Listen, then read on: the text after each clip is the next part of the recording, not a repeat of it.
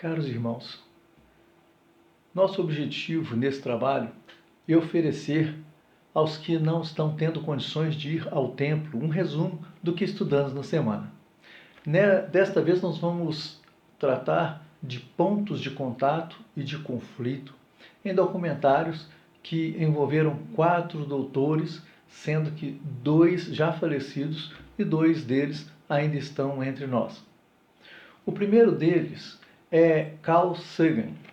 Ele está entre os 99 americanos mais importantes da história. Um astrofísico e cosmólogo, doutor pela Universidade de Chicago, professor em Harvard. Ele é assessor e operador da NASA nas sondas Pioneer, Voyager e também a Viking, enviadas a Marte. Ele já viu e já estudou Marte, Vênus, Saturno, Júpiter, bem como suas luas. Um currículo que não dá para expor aqui em tão pouco tempo. Ele foi defensor do ceticismo, ou seja, ele foi um questionador de conhecimentos, fatos, crenças que não são suportados pela evidência. Foi um nova-iorquino falecido em 1996, aos 62 anos, autor de 20 livros científicos e dentre eles um especial com o título de Pálido Ponto Azul, escrito a partir da visão que ele teve da Terra a uma distância de 5,9 bilhões de quilômetros através da sonda Voyager, em fevereiro de 1990. Esta moça que aparecerá no vídeo é Kenzie Hansen. É também uma cientista que trabalhou com Sagan, hoje está com 44 anos e ainda atua na NASA. E ela é responsável pela Juno-Can, uma sonda que explora Júpiter.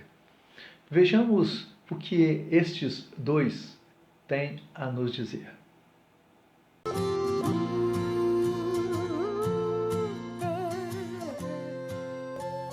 10 anos depois, conforme a Voyager se preparava para deixar o sistema solar, o astrônomo e especialista da missão Carl Sagan pediu uma última série de fotos que incluísse o planeta Terra.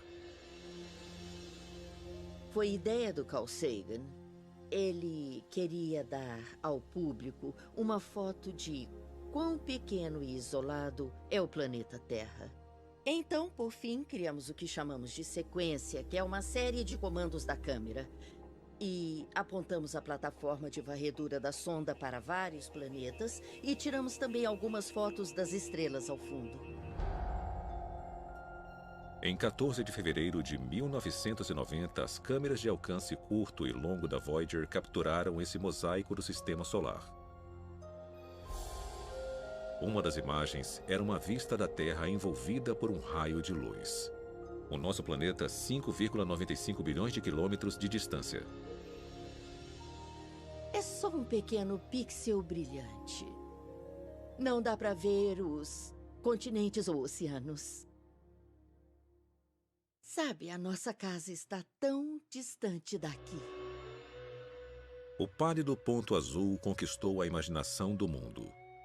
E em 1994, Carl Sagan compartilhou suas reações à foto durante uma palestra na Universidade Cornell. Mas considerem de novo aquele ponto. Ele é aqui. É o nosso lar. Somos nós. Nele, todo mundo que você conhece, todo mundo que você já ouviu falar, todo ser humano que já existiu e viveu sua vida. O conjunto de nossas alegrias e sofrimentos, todo herói e covarde, todo camponês e rei, todo casal jovem apaixonado, toda mãe e pai, toda criança esperançosa, todo inventor e explorador, todo professor de moral, todo astro, todo líder supremo, todo santo e pecador na história da nossa espécie. Todos viveram lá, em um grão de poeira suspenso em um raio de sol.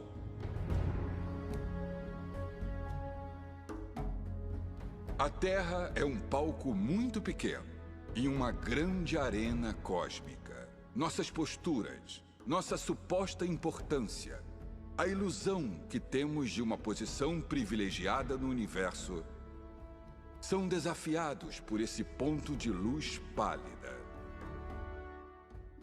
O nosso planeta é uma partícula solitária em uma grande e abrangente escuridão cósmica.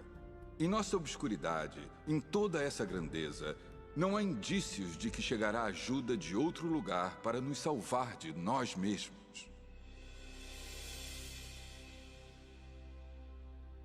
Parafraseando, Sagan diz que isso mostra a nossa insignificância cósmica. Nós não fomos planejados, nós não fomos criados, ninguém está cuidando de nós. Estamos por conta própria. 3.000 anos antes de Carl Sagan ponderar sobre a significância dos planetas e das pessoas, Davi, o rei pastor de Israel, observou o céu noturno e achou respostas próprias. Ó Senhor, a tua glória é maior do que a dos céus. Quando vejo o céu noturno e vejo as obras dos teus dedos, a lua e as estrelas que tu preparaste, o que são meros mortais para que te lembres deles? Seres humanos para que cuides deles? Mesmo assim, pouco menor os fizestes do que os anjos e os coroastes com glória e honra. Ouça o que o jornalista Edward Waking escreveu em seu livro sobre Sagan e o ateísmo no ano de 1981. Ele disse: um ateu é alguém que tem certeza de que Deus não existe. Alguém que tem evidências convincentes contra a existência de Deus. Eu não conheço uma evidência assim convincente. Como Deus pode ser relegado a tempos e locais remotos e a causas últimas, teríamos que saber muito mais sobre o universo do que sabemos agora, para ter certeza de que Deus não existe. Ter a certeza da existência de Deus e ter a certeza da não existência de Deus parece-me serem os extremos muito confiantes em um assunto tão cheio de dúvida e incerteza, a ponto de inspirar, na verdade, muito pouca confiança. Essas foram as palavras de Sagan, registrado por Edward, nesse livro em 1981. Temos em contato de que nosso planeta é de fato um pálido ponto azul no universo, como podemos ver. Não há como negar isto e pensar que Deus fez tudo isso só para nós, já que até hoje nunca encontraram uma forma de vida fora da Terra e nem mesmo condições favoráveis à vida em nenhum outro planeta, senão a Terra. Mas afirmar que não fomos projetados, que não fomos criados e que ninguém está cuidando de nós uma vez que estamos por nossa conta, é conflitar com o que aprendemos nas Escrituras Sagradas. O apóstolo Pedro nos ensina, em sua primeira epístola, que devemos reconhecer a poderosa mão de Deus e lançar sobre ele toda a nossa ansiedade, porque ele tem cuidado de nós. Foi assim com Pedro, foi assim com Davi, e é assim também conosco. O próximo cientista que veremos é Robert Jastrow. Ele é um astrofísico americano. Faleceu em 2008 aos 83 anos. Formou-se na Universidade de Colômbia. Foi chefe de divisão da NASA entre 1958 e 1961, mas ele trabalhou na NASA no programa Apollo até 1981. Foi por muitos anos diretor do Observatório do Monte Wilson, na Califórnia, onde contribuiu e continuou com suas pesquisas. Vejamos alguns de seus comentários em relação às pesquisas e verificações que fez no nosso universo. Que ele continua sendo bom, ele continua sendo Deus, ele continua sendo bom, ele continua sendo Deus. Oh.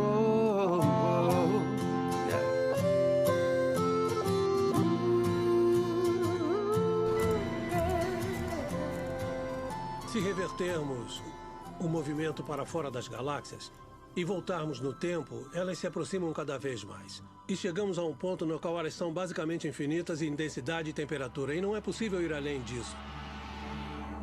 Então tem um começo, tem um momento no qual tudo começou. E isso é impressionante porque tem uma grande evidência teológica nisso. E isso me intrigou porque eu sou agnóstico. E se teve um começo, um momento de criação do universo, então teve um Criador.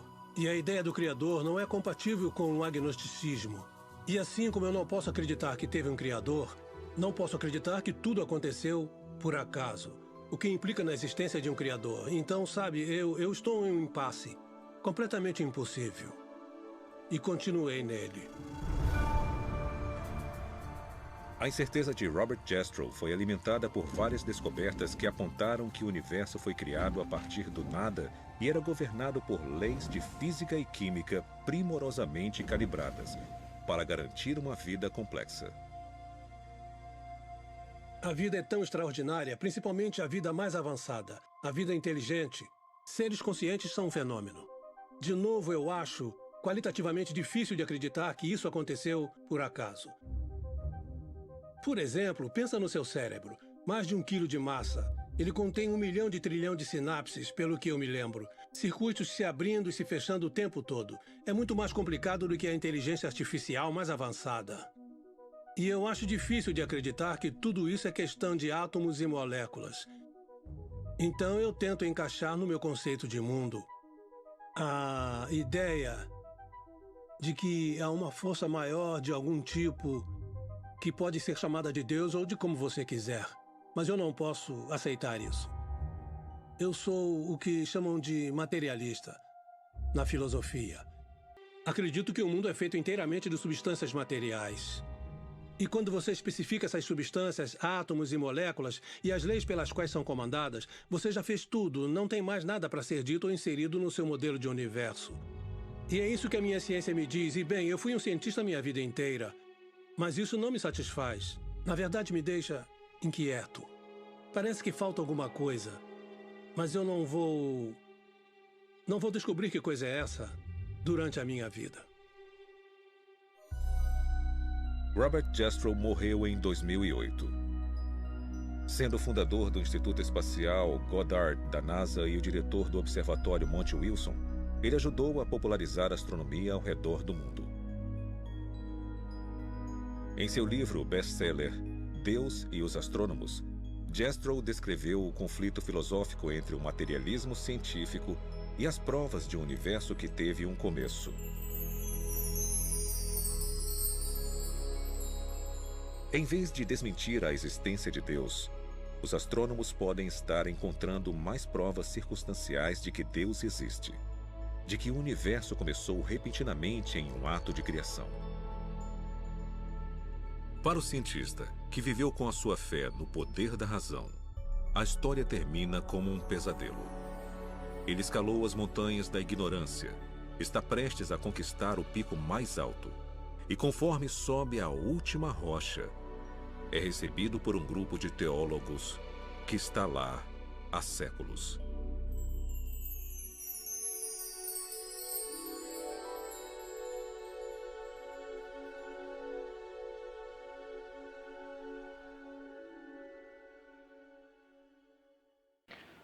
Observamos aí a franqueza com que o cientista expressa o seu impasse ao concluir pelas evidências do que estudou que tem que haver um Criador. Mas, por outro lado, esta possibilidade colide com a teoria agnóstica esposada por ele. Vemos como ponto de contato o fato afirmado há séculos pelo salmista, que os céus proclamam a glória de Deus e o firmamento anuncia as obras das suas mãos.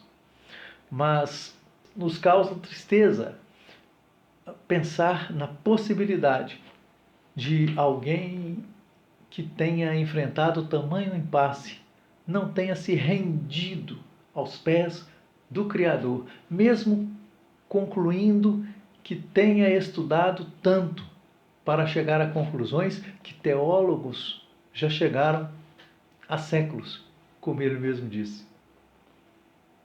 Agora nós vamos trabalhar com um documentário de um brasileiro, Leandro Carnal. Ele é um historiador gaúcho de 57 anos, doutor em História pela USP e professor na PUC de São Paulo e também na Unicamp. Foi católico praticante, estudou em escola jesuíta antes de se declarar ateu aos 24 anos. Tem participado de meios e discussões filosóficas pelo país afora, onde é seguido por muitos jovens. Um deles, numa de suas palestras, colocou na roda a afirmação do apóstolo Paulo, que diz: aprendi a viver contente em qualquer situação, destacando o verbo aprender com contentamento, que traz felicidade e contrapõe a inveja, segundo o aluno questionador. Vamos ver a resposta de Leandro Carnal. Boa noite, professor. Boa noite. Paulo, escritor bíblico a quem eu muito admiro, escreve um aforismo: aprendi a estar contente em toda e qualquer situação. Ele conjuga o verbo aprender, né? E esse aprender do contentamento, da felicidade, eu acho que é um contraposto muito importante à inveja. Sem dúvida. Porque Paulo tem uma vantagem sobre mim enorme. Ambos somos carecas. Paulo sabia tecer redes, eu não. Mas Paulo tem uma vantagem enorme. Paulo acredita num sentido metafísico de tudo.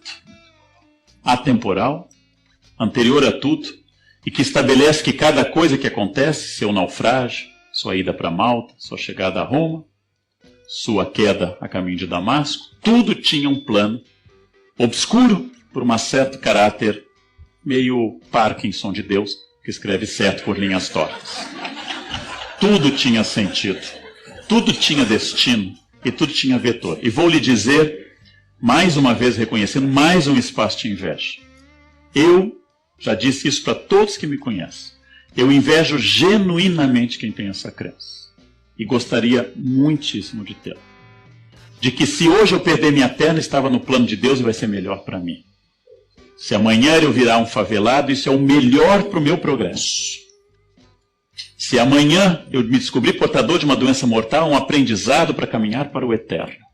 E que tudo posso naquele que me fortalece. Eu gostaria de dizer essas coisas um pouco de caminhoneiro e um pouco sábias. Eu gostaria de dizer ao meu Deus, não que eu tenho grandes problemas, mas ao meu problema que eu tenho um grande Deus. Essa é boa, essa é ótima. Adoro essa. Essa é de caminhão. Essa é de caminhão. Eu acredito que, e agora sem nenhuma ironia, o que é raríssimo. Eu acredito que quem é portador de uma fé genuína, que acredita mesmo nisso, tem algo que é extraordinariamente notável. E é um privilégio sobre todas as pessoas. Imaginem, por exemplo, alguém que de cepa católica acredite-se portador de um anjo da guarda. Um personal angel. Alguém que está com você todo o tempo lhe protegendo, dia e noite, em todos os momentos, e segundo a crença católica, lhe acompanha ao purgatório. Imaginem alguém que lê o texto Pegadas na Areia e acredita que nos momentos mais graves foi carregado no colo. Esta é uma bênção absoluta. E eu digo isso sem nenhuma ironia. As pessoas que têm uma fé genuína, que acreditam que têm a força e enfrentam as adversidades de uma doença e de uma morte, é aquilo que diz meu colega Pondé, a diferença entre que um pensamento científico como o que eu pretendo, infelizmente não seca lágrimas, e o pensamento religioso seca. Se eu frequento um velório de uma pessoa que perdeu o filho, e eu vier com uma reflexão científica, eu só aumento a raiva. Seu filho era uma unidade de carbono, as unidades de carbono tendem a se decompor na Terra com o tempo. Inclusive a senhora também apodrecerá em breve, porque é científico. Nós somos seres limitados e todas as funções vitais tendem a entrar em colapso com o tempo. O seu só foi antes do tempo, mas vai acontecer com todos aqui. Agora durma bem, senhora. É provável que esta ideia científica agrade pouco. Mas se eu disser, seu filho virou um anjo e foi chamado Deus porque Deus chama os bons primeiro. Seu filho está nos olhando e eu sinto a sua presença aqui. E ele está bem e descansado. E seu filho vai estar nos esperando num lugar perfeito onde não haverá dor, onde todos nos reencontraremos. Isto é poderosíssimo, sinceramente. Então Paulo tem aquela ideia de que tudo aconteceu. Ele caiu do cavalo porque alguém lhe disse, Saulo, Saulo, por que me persegue? E ficou cego. E ao bater a cabeça, ao cair do cavalo, ficou cego. E eu, que não tenho essa fé, acredito que ele teve um entumecimento fruto da hemorragia que atingiu o nervo óptico. E quando esse derrame provocou pressão sobre o nervo óptico, ele ficou cego. E quando ele diminuiu essa hemorragia, ele recuperou a visão. E ele passou a pregar. E convicto enfrentou Pedro em Jerusalém sobre a necessidade de cumprir.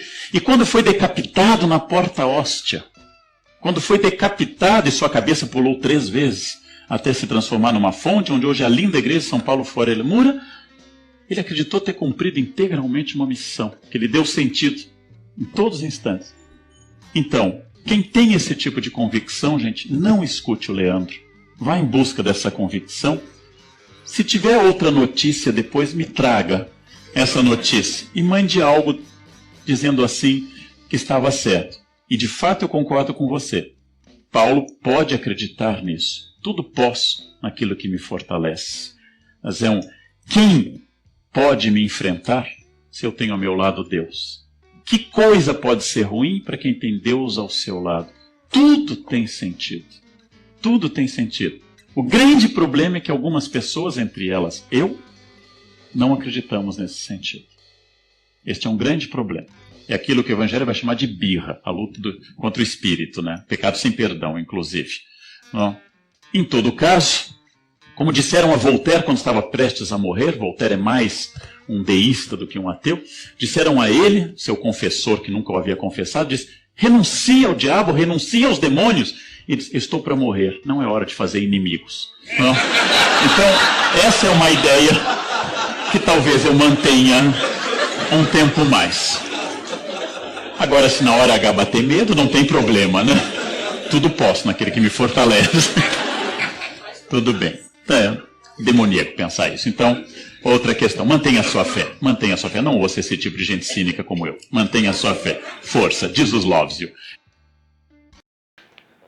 No vídeo que vemos, Leandro, de forma irônica, exalta o fato de Paulo ver em tudo um sentido além da matéria ou metafísico, pois tudo acontece dentro de um plano divino e que todos os que assim agem, movidos por uma fé que ele mesmo chamou ironicamente de genuína, são seres diferenciados, alvos de uma bênção absoluta. Nosso ponto de contato está no conselho que ele mesmo deu aos seus ouvintes. Quem tem esse tipo de convicção, não escute o Leandro. Vá em busca desta convicção. E ele mesmo justifica esse conselho ao afirmar que, para Paulo, tudo o que ocorreu em sua vida pode ter sentido. E afirmou a seguir, mas o grande problema é que algumas pessoas, entre elas eu, não acreditamos neste sentido. Em Leandro Carnal, temos 2 pontos de contato: a sua exposição acerca de Paulo e o seu conselho aos que o ouviam, embora pensassem como Paulo. O ponto de conflito fica por conta de que Paulo não caiu do cavalo. O texto de Atos 9, verso 4, apenas afirma que Paulo caiu por terra, sem citar qualquer animal. Mas nossa tristeza é que Carnal nos parece mais endurecido do que os cientistas que ouvimos. Os cientistas, em apuros, nos parecem sinceros ao expressar o impasse e a luta entre as evidências das pesquisas que fizeram, direcionando-os para Deus e as convicções materialistas que possuíam. Já Leandro Carnal não demonstrou ter qualquer luta qualquer dúvida, qualquer impasse entre o testemunho do apóstolo Paulo e a sua incredulidade a respeito da veracidade desse testemunho. Precisamos ter muito cuidado acerca daqueles que seguimos, buscando sempre os pontos de contato e os pontos de conflito com as Escrituras Sagradas, as quais nos afirmam que é pela fé que entendemos que foi o universo formado pela Palavra de Deus, de maneira que o visível veio a existir das coisas que não aparecem.